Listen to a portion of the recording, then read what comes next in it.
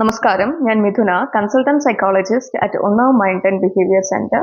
നമ്മൾ ഇന്ന് സംസാരിക്കാൻ പോകുന്ന വിഷയം സോഷ്യൽ മീഡിയ അഡിക്ഷനെ കുറിച്ചിട്ടാണ്. സോഷ്യൽ മീഡിയ അഡിക്ഷനെ കുറിച്ച് പറയുമ്പോൾ മാനസികാരോഗ്യ മേഖലയിൽ നടന്നിട്ടുള്ള പല പഠനങ്ങളും സൂചിപ്പിക്കുന്നത് സോഷ്യൽ മീഡിയ മിതമായിട്ട് യൂസ് ചെയ്യുന്ന ഒരു വ്യക്തിയായിട്ട് നമ്മൾ താരതമ്യപ്പെടുത്തുമ്പോൾ സോഷ്യൽ മീഡിയ എക്സസീവ് ആയിട്ട് യൂസ് ചെയ്യുന്ന ഒരു വ്യക്തി അല്ലെങ്കിൽ അഡിക്റ്റ് ആയിട്ടുള്ള ഒരു വ്യക്തിയിൽ ഒരുപാട് അല്ലെങ്കിൽ പല രീതിയിലും they are more vulnerable to mental health disorders എന്നാണ്. അതായത് കൂടുതലും മെന്റൽ ഹെൽത്ത് ഡിസോർഡേഴ്സ് ഡെവലപ്പ് ചെയ്യാനുള്ള സാധ്യതയുണ്ട്. ആൻസൈറ്റി, ഡിപ്രഷൻ പോലുള്ള മെന്റൽ ഹെൽത്ത് ഡിസോർഡേഴ്സ് കൂടുതലായിട്ടും സോഷ്യൽ മീഡിയ യൂസ് ചെയ്യുന്ന വ്യക്തികളിൽ നമുക്ക് കാണാൻ പറ്റും.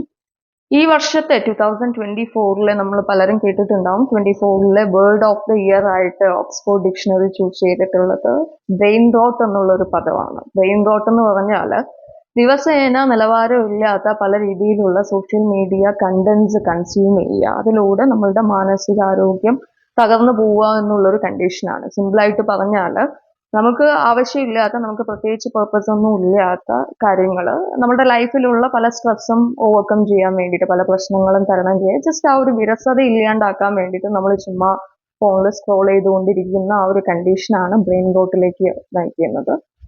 ഈ സോഷ്യൽ മീഡിയയെ കുറിച്ച് പറയുമ്പോൾ സാധാരണ എല്ലാതും ഉള്ള പോലെ തന്നെ അതിനൊരു പോസിറ്റീവ് സൈഡ് ഉണ്ട്, നെഗറ്റീവ് സൈഡ് ഉണ്ട്, പ്രോസ് ആൻഡ് കോൺസും ഉണ്ട്.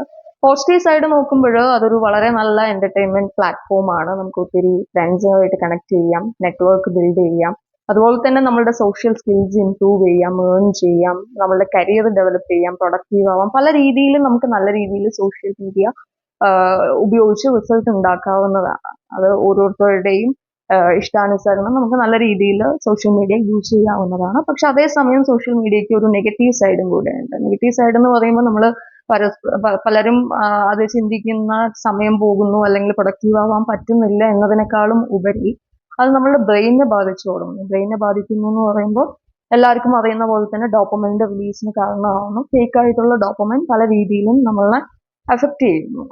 ഡോപ്പമൈൻ മാത്രമല്ല, മറ്റ് റീജിയൻസ്, ഇപ്പോൾ ഫോർ എക്സാമ്പിൾ അമിഗ്ഡാല പോലുള്ള റീജിയൻസിനെയൊക്കെ തന്നെ ബാധിക്കുന്നു. നമ്മളുടെ പ്രീഫ്രണ്ടൽ കോർട്ടെക്സ്, ഫ്രണ്ടിലുള്ള പ്രീഫ്രണ്ടൽ കോർട്ടെക്സ് ആണ് നമ്മളുടെ റീസണിങ് സ്കിൽസ്, ഡിസിഷൻ മേക്കിംഗ് ഒക്കെ തന്നെ അതിനുള്ള കഴിവ് തരുന്നത്. സോ ആ കഴിവൊക്കെ തന്നെ കുറയുന്നു. നമുക്ക് റാഷണലായിട്ട് ചിന്തിക്കാൻ പറ്റാതെ വരുന്നു, അറ്റൻഷൻ കിട്ടാതെ വരുന്നു, കോൺസെൻട്രേറ്റ് ചെയ്യാൻ പറ്റാതെ വരുന്നു. നമ്മുടെ മെമ്മറിയെ ബാധിക്കുന്നു, അമിഗ്ഡാലയെ ബാധിക്കുന്നു. അമിഗ്ഡാലയാണ് സ്ട്രെസ്, ആൻസൈറ്റി ഒക്കെ കൺട്രോൾ ചെയ്യുന്നത്, നമ്മളുടെ ഇമോഷൻസ് കൺട്രോൾ ചെയ്യുന്നത്. ഇമോഷൻസിനെ ബാധിച്ചു തുടങ്ങുമ്പോൾ നമുക്ക് നമ്മളുടെ ഇമോഷൻസ് എന്താണെന്നുള്ളത് മനസ്സിലാക്കാൻ പറ്റാതെ വരുന്നു, മറ്റുള്ളവരുടെ ഇമോഷൻസ് എന്താണ്. എംപതി എന്നുള്ള ഒരു സ്കില്ല് അവിടെ കുറഞ്ഞു വരുന്നതായിട്ട് നമുക്ക് കാണാൻ പറ്റും. മറ്റുള്ളവരുടെ ഭാഗത്ത് നിന്ന് അവരുടെ പ്രശ്നങ്ങളെ കാണുക, അവരെ ഹെൽപ്പ് ചെയ്യാനുള്ള ടെൻഡൻസി കുറഞ്ഞു വരുന്നതായിട്ട് നമുക്ക് കാണാൻ പറ്റും. അതുപോലെ തന്നെ ബ്രെയിനിലുള്ള ഗ്രേ മാറ്ററിന്റെ വോളിയം കുറയുന്നു. ഗ്രേ മാറ്ററിന്റെ വോളിയം കുറയുമ്പോൾ നമ്മുടെ സോഷ്യൽ ഇന്ററാക്ഷൻസ് കുറയും. ഈ എംപതി ഒക്കെ തന്നെ നമ്മുടെ സോഷ്യൽ ഇന്ററാക്ഷനെയും ബാധിക്കാം. സോഷ്യൽ ഇന്ററാക്ഷൻസ് കുറയും, ഐസൊലേറ്റഡ് ആവും, നമ്മുടെ പേഴ്സണാലിറ്റിയിൽ വ്യത്യാസങ്ങൾ വരും, ട്രേറ്റ്സ് മാറിക്കൊണ്ടിരിക്കും. ഐസൊലേറ്റഡ് ആവുന്നതൊന്നും തന്നെ നമുക്കൊരു പ്രശ്നമായിട്ട് തോന്നുന്നില്ല, അല്ലെങ്കിൽ നമ്മൾ വേറൊരു വ്യക്തിയായി മാറുന്നു എന്നുള്ളത് ചിലപ്പോൾ നമ്മൾ തിരിച്ചറിയുന്ന പോലും ഉണ്ടാവില്ല. അതേപോലെ കമ്പാരിസൺ വരും. എൻ്റെ ലൈഫ് ഇങ്ങനെയാണ്, മറ്റുള്ളവരുടെ ലൈഫ്, അവരിങ്ങനെയാണ് ജീവിതത്തെ കാണുന്നത്, അവർ ജീവിതം ആഘോഷിക്കുന്നു, യാത്രകൾ പോകുന്നു, പാർട്ടികൾക്ക് പോകുന്നു, അല്ലെങ്കിൽ തൻ്റെ പോരായ്മകൾ, തൻ്റെ വീക്കായിട്ടുള്ള പാർട്ടിൽ മാത്രം ഫോക്കസ് ചെയ്യാനുള്ള ഒരു ടെൻഡൻസി വരുന്നു. അല്ലെങ്കിൽ അവിടെ ഒരു സൈബർ ബുള്ളിങ് ഉണ്ടാവാം, മിസ് ഇൻഫോർമേഷൻ ഉണ്ടാവാം. ഒരു സോഷ്യൽ മീഡിയയിലൂടെ തന്നെ പല ഇപ്പോൾ ഫോർ എക്സാമ്പിൾ ഈ മെന്റൽ ഹെൽത്ത് തന്നെ എടുക്കുകയാണെന്നുണ്ടെങ്കിലും പല രീതിയിലും മെന്റൽ ഹെൽത്ത് ഓവർ റേറ്റഡ് ആവുന്നുണ്ട്. അല്ലെങ്കിൽ അവരുടെ പ്രശ്നങ്ങൾ, ഇല്ലാത്ത പ്രശ്നങ്ങൾ അവർ ഉണ്ടാക്കിയെടുക്കുന്നു എന്നുള്ള രീതിയിൽ. ഇപ്പോൾ ഫോർ എക്സാമ്പിൾ ഒരു ആൻസൈറ്റി ഉള്ള ഒരു വ്യക്തി വീഡിയോയ്ക്ക് സെർച്ച് ചെയ്യുമ്പോൾ പല രീതിയിലുള്ള വീഡിയോസും കാണാം. അവരുടെ ആൻസൈറ്റി അവിടെ കൂടുതലല്ലാതെ ചില കേസിൽ അവർക്കത് ഒരു അവയർനെസ് എന്നുള്ളതിലുപരി അത് അവരെ മിസ്ലീഡ് ചെയ്യാനുള്ള സാധ്യതയുണ്ട്. അല്ലെങ്കിൽ തൻ്റെ ആൻസൈറ്റി ഇതിൽ നിന്നും ഡിഫറെൻ്റ് ആണ്, തൻ്റെ ആൻസൈറ്റിയുടെ കാരണം ഡിഫറെൻ്റ് ആണ്, അത് ട്രീറ്റ് ചെയ്യേണ്ട രീതി ഡിഫറെൻ്റ് ആണ് എന്നുള്ളത് ചിന്തിക്കാനുള്ള ഒരു റാഷണൽ വേ ഓഫ് തിങ്കിങ് അവിടെ മിസ്സായി പോകുന്നു എന്ന് വേണമെങ്കിൽ നമുക്ക് പറയാം. കാരണം മറ്റുള്ളവരുടെ കണ്ടന്റ്, മറ്റുള്ളവരുടെ ഇൻഫോർമേഷൻസ് അടിച്ചേൽപ്പിക്കപ്പെടുന്ന ഒരു രീതി സോഷ്യൽ മീഡിയയിലൂടെ നമുക്ക് കണ്ടുവരുന്നുണ്ട്. അതുപോലെ തന്നെയാണ് നമ്മളുടെ സ്ലീപ്പ് ഡിസ്റ്റർബൻസസ്, മെലാറ്റോണിൻ പോലുള്ള ഹോർമോൺസിലൊക്കെ തന്നെ ഉണ്ടാവുന്ന ചേഞ്ചസ്, അത് സ്ലീപ്പിനെ ഡിസ്റ്റർബ് ആക്കുന്നു. അതുപോലെ നമ്മളുടെ ഫിസിക്കൽ ഹെൽത്ത്, എക്സസൈസ് ഇല്ലാതെ വരുന്നു, ദാറ്റ് ലീഡ്സ് ടു പല രീതിയിലുള്ള ലൈഫ് സ്റ്റൈൽ ഡിസീസസിന് കാരണമാവുന്നുണ്ട്. അതേപോലെ മെമ്മറി, നമ്മളുടെ റിട്ടൈനിങ് കപ്പാസിറ്റി, ഓരോ സമയത്തും പുതിയ പുതിയ കണ്ടന്റ്സ് നമ്മളിലേക്ക് എത്തുമ്പോൾ അതിങ്ങനെ നമ്മൾ ജമ്പ് ആ ഒരു ക്യൂരിയോസിറ്റി കൂടുന്നു, പുതിയ കണ്ടന്റ്സ് എത്താനുള്ള ഒരു ക്യൂരിയോസിറ്റി കൂടുമ്പോൾ റിട്ടൈനിങ് കപ്പാസിറ്റി കുറയും. നമുക്ക്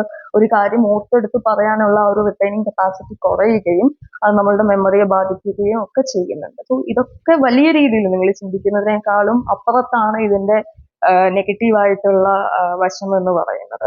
ഇനി എന്തുകൊണ്ടാണ് സോഷ്യൽ മീഡിയ ഒരു അഡിക്ഷൻ ആയി മാറുന്നതെന്ന് നോക്കുകയാണെന്നുണ്ടെങ്കിൽ, മുന്നേ പറഞ്ഞ പോലെ ഡോപ്പമൈൻ റിവാർഡിങ് സിസ്റ്റം, നമ്മുടെ ബ്രെയിനിലുള്ള എല്ലാം ഒരു സന്തോഷമായിട്ടാണ് നമുക്ക് ഫീൽ ചെയ്യുന്നത്. അതുകൊണ്ട് തന്നെ നമ്മുടെ ആ ഒരു ഏർജ് കൂടും, എൻഗേജ് ആവുക എന്നുള്ള ഒരു ടെൻഡൻസി ഓരോ പ്രാവശ്യം കൂടി വരുന്നതായിട്ട് നമുക്ക് ഫീൽ ചെയ്യാൻ പറ്റും. അതുപോലെ തന്നെ ഫോമോ എന്ന് പറഞ്ഞ എല്ലാവരും, എൻ്റെ ചുറ്റുമുള്ള എല്ലാവരും എല്ലാ കാര്യത്തെക്കുറിച്ചും അപ്ഡേറ്റഡ് ആണ്, ഞാൻ മാത്രം അത് അറിഞ്ഞില്ലല്ലോ, അല്ലെങ്കിൽ ഞാൻ എന്തുകൊണ്ട് അത് മിസ്സാക്കി, ആ ഫിയർ ഓഫ് മിസ്സിങ് ഔട്ട് കാരണം നമുക്ക് സോഷ്യൽ മീഡിയ കൂടുതലായിട്ട്, അല്ലെങ്കിൽ it also highlights a cognitive bias called recency effect എന്ന് പറയും. നമ്മൾ മുന്നേ ചിലപ്പോൾ ഡിസ്കസ് ചെയ്തിട്ടുണ്ടാവും കോഗ്നിറ്റീവ് ബയസുകളെ കുറിച്ച് പറയുമ്പോൾ. റീസൻസി എഫക്ട് എന്ന് പറഞ്ഞാൽ ഈ ലേറ്റസ്റ്റ് ആയിട്ടുള്ള കാര്യങ്ങൾക്ക് കൊടുക്കുന്ന ഇമ്പോർട്ടൻസ് ആണ്. സോ അത് കാരണവും നമുക്ക് സോഷ്യൽ മീഡിയ എപ്പോഴും അതിൽ അറിഞ്ഞുകൊണ്ടിരിക്കണം, അല്ലെങ്കിൽ എൻഗേജ് ആവാനുള്ള ഒരു ടെൻഡൻസി കൂടാനുള്ള സാധ്യതയുണ്ട്. അല്ലെങ്കിൽ ഒരു കമ്പൽസീവ് ബിഹേവിയർ എന്ന് പറയുമ്പോൾ പ്രത്യേകിച്ച് നമുക്ക് പർപ്പസ് ഒന്നുമില്ല, ചുമ്മാ സ്ക്രോൾ ചെയ്തുകൊണ്ടിരിക്കുക, അല്ലെങ്കിൽ വെറുതെ നമ്മൾ അതിൽ നിന്ന് പ്രത്യേകിച്ചൊന്നും കൺസ്യൂം ചെയ്യുന്നില്ല, അല്ലെങ്കിൽ ആവശ്യമുള്ളതൊന്നും ചുമ്മാ. ഇതിന് മുന്നും സോഷ്യൽ മീഡിയ വരുന്നതിന് മുന്നും നമുക്ക് ഈ ഒരു കമ്പൽസീവ് ബിഹേവിയർ ഉണ്ടായിരുന്നു. ഇപ്പൊ ടി വി ഒക്കെ കാണുന്ന സമയത്ത് ചാനൽസ് ഇങ്ങനെ മാറ്റിക്കൊണ്ടേയിരിക്കുക, എന്നാൽ ഒരു ചാനലിലുള്ളതും കൃത്യമായിട്ട് നമ്മൾ കാണുന്നില്ല. അതേസമയം അതിങ്ങനെ ചുമ്മാ മാറ്റിക്കൊണ്ടിരിക്കുക, ആ ഒരു ബോറടി മാറ്റുക എന്നുള്ളൊരു ഉദ്ദേശത്തോട് കൂടിയിട്ട് ആ ഒരു കമ്പൽസീവ് ബിഹേവിയറിന്റെ ഭാഗമായിട്ട് സോഷ്യൽ മീഡിയ കൂടുതലായിട്ട് കൺസ്യൂം ചെയ്യാനുള്ള സാധ്യതയുണ്ട്. ആൻഡ് ഓൾസോ അവിടെ ഒരു വാലിഡേഷൻ സീക്ക് ചെയ്യാൻ വേണ്ടിയിട്ട്, ഇപ്പൊ കണ്ടന്റ്സ് ഒക്കെ പോസ്റ്റ് ചെയ്യുന്ന ആൾക്കാരാണെന്നുണ്ടെങ്കിൽ മറ്റുള്ളവർ തനിക്ക് തരുന്ന കമന്റ്സ് അല്ലെങ്കിൽ ആ ഒരു പോസിറ്റീവ് ഫീഡ്ബാക്കിലൂടെ ആ ഒരു സെൽഫ് എസ്റ്റീം ബൂസ്റ്റ് ചെയ്യുക. അവിടെ പ്രശ്നം പറ്റുന്നത് എന്താണെന്ന് വെച്ചാൽ അതൊരു ഡിപ്പെൻഡൻസി ആയിട്ട് മാറും. ഡിപ്പെൻഡൻസി എന്ന് പറയുമ്പോൾ തന്റെ സെൽഫ് വർത്ത് എന്നുള്ളത് ബാക്കിയുള്ളവരുടെ അഭിപ്രായങ്ങളെ ഡിപ്പെൻഡ് ചെയ്തിട്ടാണ് എന്നുള്ള ഒരു കണ്ടീഷനിലേക്ക് എത്താനുള്ള സാധ്യതയുണ്ട്. അതേപോലെ ഒരു എസ്കേപ്പിസം ആവാം ജീവിതത്തിലുള്ള പല സ്ട്രെസ്സും പ്രോബ്ലംസ്, ഇപ്പോൾ വർക്ക് സ്ട്രെസ് അല്ലെങ്കിൽ ഫാമിലി സ്ട്രെസ്, ഫിനാൻഷ്യൽ സ്ട്രെസ്, ഇതിൽ നിന്നൊക്കെ ഒരു ഓവർകം ചെയ്യാനായിട്ടുള്ള ഒരു എസ്കേപ്പിസം ആയിട്ട് ആൾക്കാർ അതിനെ കാണുന്നുണ്ട്. അതേപോലെ തന്നെയാണ് ഒരു അൽഗോരിതമിക് ട്രിഗർ എന്ന് പറയുന്നത്. അൽഗോരിതമിക് ട്രിഗർ എന്ന് പറയുമ്പോൾ നമ്മൾ പ്രിഫർ ചെയ്യുന്ന നമുക്ക് ഇഷ്ടമുള്ള കണ്ടന്റ്സ് സോഷ്യൽ മീഡിയ ഇങ്ങോട്ട് കാണിച്ചു തരുമ്പോൾ നമ്മൾ അതിൽ കൂടുതലായിട്ട് ഒരു സമയം സ്പെൻഡ് ചെയ്യാനുള്ള സാധ്യതയുണ്ട്. അതേപോലെ തന്നെയാണ് ഇപ്പോൾ ഒരു സെൽഫ് റെഗുലേഷൻ ഇല്ലായ്മ, പൂറായിട്ടുള്ള ഒരു സെൽഫ് റെഗുലേഷൻ. ഇപ്പോൾ ആൻസൈറ്റി, ഡിപ്രഷൻ ഒക്കെ ഓൾറെഡി ഫേസ് ചെയ്യുന്ന വ്യക്തികളിൽ അതൊരു കോപ്പിംഗ് മെക്കാനിസം ആയിട്ട് സോഷ്യൽ മീഡിയ ഡിപ്പെൻഡ് ചെയ്യാനുള്ള സാധ്യതയൊക്കെ ഉണ്ട്. സോ ഇതെല്ലാം കാരണം ഇതൊരു അഡിക്ഷൻ ലെവലിലേക്ക് പോകാൻ ഉള്ള സാധ്യതയുണ്ട്. ഇതെങ്ങനെ നമുക്ക് മനസ്സിലാക്കാമെന്ന് ചോദിച്ചാൽ അതിന്റെ സയൻസ് ഒക്കെ തന്നെയാണ്. കൂടുതൽ നേരം നമ്മൾ അതിൽ സ്പെൻഡ് ചെയ്യും, നമ്മളത് മോണിറ്റർ ചെയ്യേണ്ടിയിരിക്കുന്നു. ഇപ്പോൾ സെറ്റിംഗ്സിൽ പോയി ഡിജിറ്റൽ വെൽബീയിങ് നോക്കുകയാണെങ്കിൽ നമുക്ക് എത്ര സമയം ഏതൊക്കെ ആപ്പിൽ എന്തിനൊക്കെ വേണ്ടി സ്പെൻഡ് ചെയ്തു എന്നുള്ള ക്ലിയർ ആയിട്ട് മനസ്സിലാക്കാൻ പറ്റും. സോ അത് മോണിറ്റർ ചെയ്ത് പോകാനുള്ള ആവശ്യകതയൊക്കെ ഉണ്ട്. പക്ഷെ ത്രൂ സയൻസ് നമ്മൾ പുറമെ കാണുന്ന ലക്ഷണം എന്നുള്ളത് എക്സസീവ് ആയിട്ടുള്ള സമയം സ്പെൻഡ് ചെയ്യുന്നത് നമുക്കൊരു ഏർജ് കൂടി വരും. നമ്മൾ ആ ഒരു സാറ്റിസ്ഫാക്ഷൻ ലെവൽ, സോഷ്യൽ മീഡിയയിൽ നിന്ന് കിട്ടുന്ന ഹാപ്പിനെസ് എന്നുള്ളത് ഡേ ബൈ ഡേ ഇത് പോരാ, അല്ലെങ്കിൽ കുറച്ചുകൂടെ സമയം സ്പെൻഡ് ചെയ്യണം, ആ ഒരു ഏർജ് ഒരു സമയത്തും കൂടി വരുന്നതായിട്ട് നമുക്ക് കാണാൻ പറ്റും. അതേപോലെ തന്നെ നമുക്ക് റിയൽ ലൈഫിലുള്ള പല കാര്യങ്ങളോടുള്ള ഇൻട്രസ്റ്റ് കുറയും, ഓഫ്ലൈൻ ആയിട്ടുള്ള ആക്ടിവിറ്റീസിൽ എൻഗേജ് ആവുന്നത് കുറയും. അതുപോലെ നമ്മുടെ റെസ്പോൺസിബിലിറ്റീസ് പലതും നമ്മൾ മിസ്സാക്കി പോകും. അങ്ങനെയുള്ള ലക്ഷണങ്ങൾ അത് നമുക്ക് കൺട്രോളിൽ നിൽക്കാതെ വരുമ്പോൾ ഇതൊരു അഡിക്ഷൻ ലെവലിലേക്ക് എത്തി എന്ന് വേണമെങ്കിൽ പറയാൻ പറ്റും. ഡയഗ്നോസിസ് കൂടുതലും ചെയ്യുന്നത് സൈക്കോളജിക്കൽ ടെസ്റ്റിന്റെ ഹെൽപ്പോട് കൂടിയിട്ടൊക്കെയാണ്. അതേപോലെ തന്നെ നമ്മൾ അത് ഒബ്സർവ് ചെയ്യും, അവരുടെ അവരെങ്ങനെയാണ് ആ ഒരു ബിഹേവിയർ എന്നുള്ളത് ഒബ്സർവ് ചെയ്യും. മുന്നേ എങ്ങനെയായിരുന്നു, പിന്നീട് അതെങ്ങനെയാണ് ഇവോൾവ് ആവുന്നത് എന്നുള്ളതൊക്കെ ഒബ്സർവ് ചെയ്യും. ഇന്റർനെറ്റ് അഡിക്ഷൻ സ്കെയിൽ ഉണ്ട്, സോഷ്യൽ മീഡിയ അഡിക്ഷൻ സ്കെയിൽ ഉണ്ട്. അതൊക്കെ വെച്ചിട്ട് ക്വസ്റ്റ്യനറീസ് നമ്മൾ ചോദിച്ച് മനസ്സിലാക്കിയിട്ടൊക്കെയാണ്. ഓരോരുത്തർക്കും ഈ ഒരു അഡിക്ഷന്റെ ലെവൽ ഡിഫറെന്റ് ആണ്. ചിലർക്ക് മൈൽഡ് ആയിരിക്കാം, മോഡറേറ്റ് ആയിരിക്കാം, ചിലർ സിവിയർ ആയിട്ട് വരാം.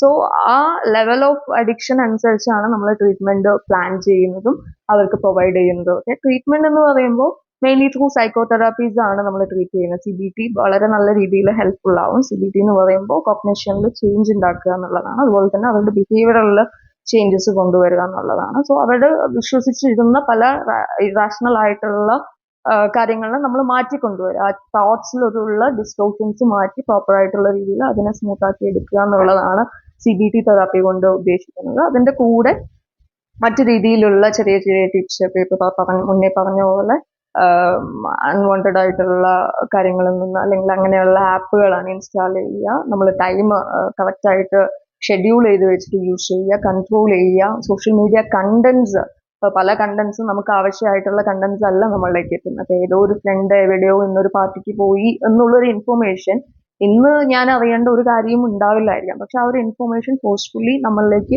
എത്തുകയാണ് ചെയ്യുന്നത്. സോ ആ ഒരു ഫിൽറ്ററിങ് വളരെ നല്ല രീതിയിൽ ആവശ്യമുണ്ട് സോഷ്യൽ മീഡിയ കണ്ടന്റ്സിൽ.